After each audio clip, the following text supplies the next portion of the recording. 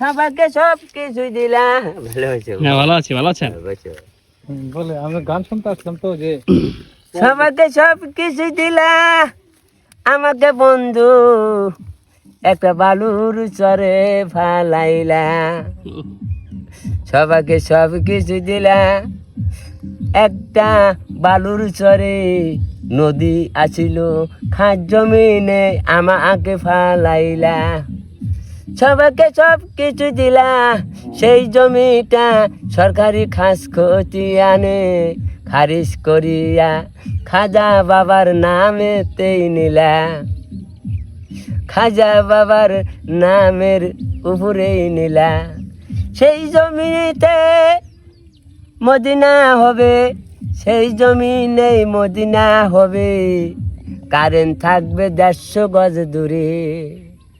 সেখানে কারেন্ট জ্বলবে না, জ্বলবে না, সেখানে লেফটিনও থাকবে না, থাকবে না, থাকবে না। সেই কারখানাটা হবে আল্লাহর কুদরতি খানা। আল্লাহর তরফ থেকেও তবারক হইতে পারে জালের ভিতরে। বলো সুবহানাল্লাহ, আলহামদুলিল্লাহ, লা ইলাহা ইল্লাল্লাহ, সুবহানাল্লাহ, আলহামদুলিল্লাহ, লা ইলাহা ইল্লাল্লাহ।